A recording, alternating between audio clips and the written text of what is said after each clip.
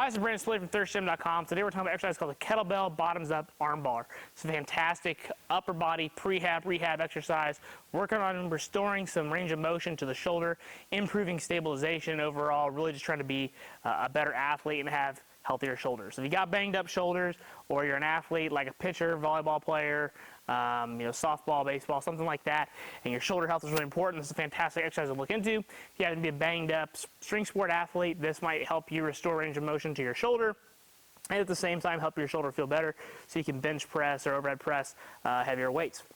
So what you need is a kettlebell for this, and you're going to need some space. The kettlebell is definitely important. It's kind of really the big key thing to this exercise. A regular kettlebell arm bar is fantastic. Again, I think the kettlebell for that exercise works great. You can get away with using a dumbbell if you're just trying to restore some general movement, but the kettlebell has some unique properties that a dumbbell doesn't have, and we're going to talk about why we might use that here. So to start off, we're going to have the kettlebell, and we're going to have it in the bottoms up position. So that means the heavy part of the bell is up towards the ceiling, and I'm going to hold on to the handle. So I'm going to be here like this, okay? That's very important. The normal kettlebell arm bar, we're going to have the kettlebell down here, and this is great, but if we're going to try to improve the stability and challenge the stability of the shoulder a bit more, we're going to go with the bottoms up option.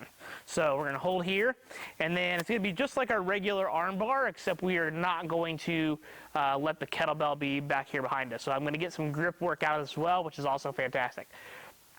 So for our arm bar mechanics, we're going to take if the kettlebell's in my right hand, my right leg is bent, and what I'm going to do is I'm going to bring that across my body. As I bring this leg across my body, I'm going to punch towards the ceiling, and I'm going to externally rotate my shoulder. So we're going to make sure that my thumb opens up. We want to feel that shoulder open up, and then we're going to drive ourselves across the body. As we come back, we're going to internally rotate, so we're going to try to take our thumb this way as we come back down, and we're going to exhale to get rid of all the air. So knucks towards the ceiling is the way I like to coach it. Dig that foot in, take a big breath in through your nose, roll over, try to get that air to be biased towards that shoulder that you have, and then as you roll back over, internally rotate. Woo! There we go. That's where the challenge is at. Big breath in.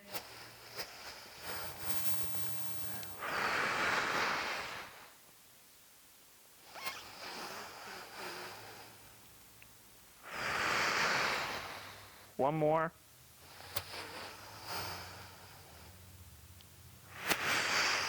Just like that. So as you can see, it's pretty challenging as I failed my first rep. You're going to feel a ton of grip work. You're going to feel that shoulder really have to stabilize. You're going to feel your thoracic spine open up, your hip mobility improve. A lot of really good things there from this exercise.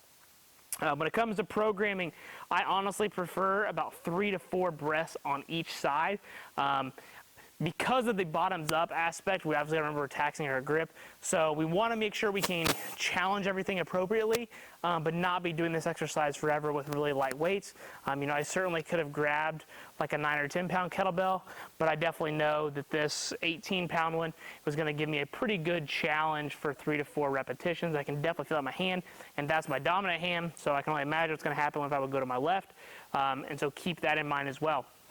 If you know you're working with like an athletic population to where they're right hand dominant like a pitcher or something, I would definitely have them start on the opposite side just to make sure that they can control that kettlebell, because then your dominant arm is probably not going to have much of a problem.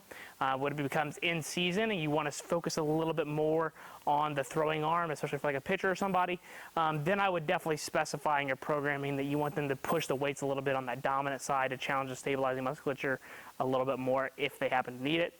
But that's the kettlebell bottoms up arm bar. I really like filling this in with some of my big exercises just because it's not, I don't want to say that it's not taxing, but it's not strenuous. So you could definitely pair this with something like a front squat or a hex bar deadlift or an RDL or something like that, because you're going to get some movement qualities and be able to build off that rest. So this could be a good filler exercise as well, but by all means you could certainly put it at the end of the training program or as part of your warm-up, really just depending upon how you want to justify it in your programming. So that is the kettlebell bottoms up arm bar. If you have any questions, leave them in the comment section. Thanks. Have a great day.